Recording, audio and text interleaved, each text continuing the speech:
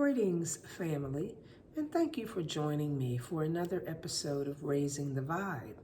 As some of you may know, I traveled to Zambia with a Z in Southern Africa back in 2012.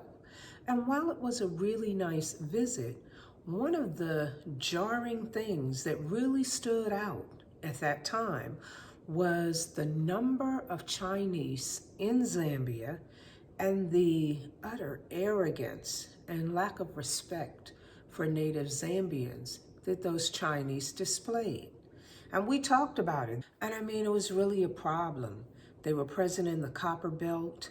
They were running major road repairs and blocking Zambians out and just really acting in a very disrespectful manner in that country.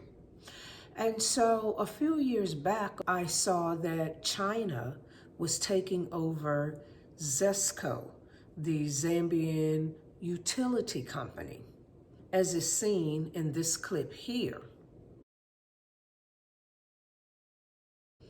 And I wasn't surprised, but it was hurtful. And then more recently, I saw this clip from a Wode Maya video, and that portion had gone viral. I saw it on some other platform, on somebody else's channel, but I recently saw the rest of it and what he had to say about the Chinese in Zambia. And I want you to hear it. Take a listen. Like I went to Zambia, I was so sad. Like when I went to Zambia, the entire country is Chinese people. From their airport is built by China. When you get out of the airport, you will see that it's even a Chinese signboard. Everything is in Chinese. You enter the country, every billboard is in Chinese. Bank of China, everything is in Chinese. Chinese people everywhere. I was seeing Chinese restaurant. If you're from Zambia, deny what I'm saying, lusaka. But these people don't respect you.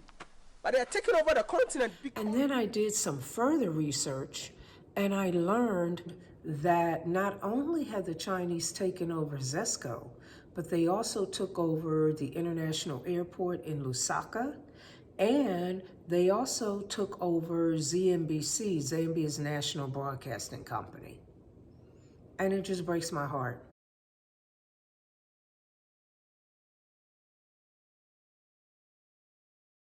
And in light of the final videos I posted about my experiences in the Gambia and looking at the comments of fellow diasporans, of continental Africans, of diasporans living in Africa, it was clear that we have all kinds of issues amongst ourselves.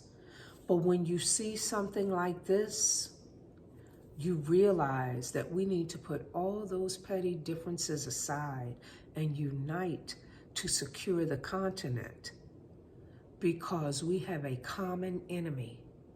And if we don't do our job, they're going to take over the continent right under our noses.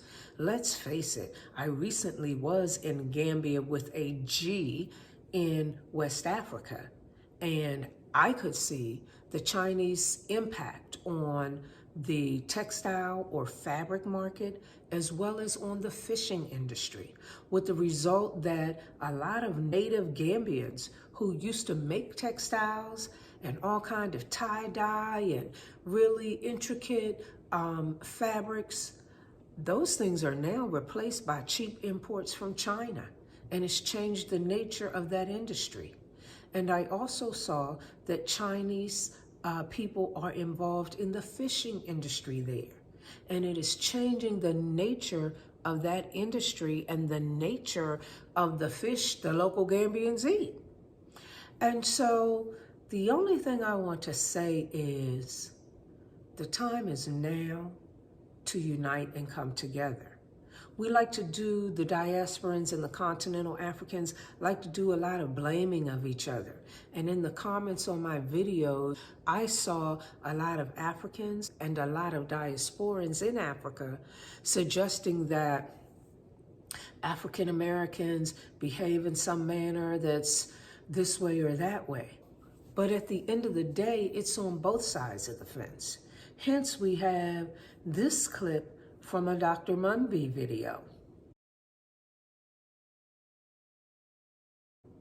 where she's literally reading an email from a person named John Igbo Koi. I have some ideas of what nationality that person might be, but you can come to your own decisions. But at the end of the day, he was saying, why are you inviting these African Americans back here? Most of them are a problem. There is some small percent of them who act like they have sense, but we know they are a problem, especially the women. And then she began to talk about twerking and Nicki Minaj videos and all this sort of thing. So it's a two-way street. Some of the things we experience in Africa are because of these underlying kinds of attitudes. And surely, based on some of the comments in my videos, I can see that there's a sector of African Americans who just feel mistreated by Africans and feel away. So, you know, some of our gripes are legitimate, some of them are inflated, but at the end of the day, it's time for us to wake up, family, and put those petty differences aside and unite to strengthen and save the continent, because that's the only way all of us across the globe are going to be able to change our reality. And if we don't do it, the Chinese, the Lebanese, the Europeans will come in and recolonize Africa right under our noses. Wake up, family. We don't have time to play. Definitely food for thought. I'll see you next time. Thanks again for joining me. Peace and love and light.